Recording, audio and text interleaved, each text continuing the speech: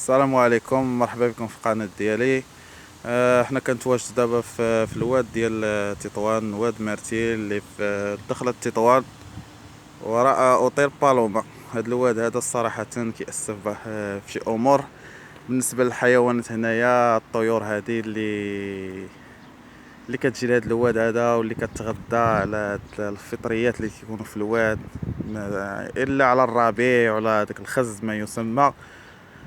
كنتمنى من الناس اللي كيجيو هنا وكيجيبوا ولادهم يجيبوا معاهم اي حاجه في يديهم، خبز، بطاطا، قشور ديال البطاطا، القشور ديالها، مطيشه، اي حاجه بنادم يسيبها هنايا. كتستافد هاد الطيور هادو، كيتواجدوا هنا الطيور بزاف بزاف. كاين شي طيور الا جيتي في الصباح كتجبر شي طيور، كيتسموا طيور مواجهه، شي انواع ديال الطيور اللي هما مهمين خصوصا في 6 الصباح، تيكونوا كيشربوا، تيكونوا عاد تستعدوا للخروج.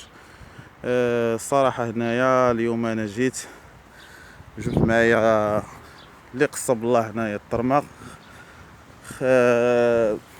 ليهم.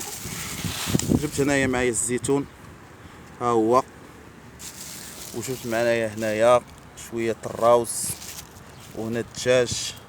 الزيتون صراحة جبتو ليهم لا وديتهم لانهم دائما كيأسفوني. هنا كيتواجدوا حتى دوك يعني السلحفات هنايا ديال الماء، كلشي هنايا متواجدين.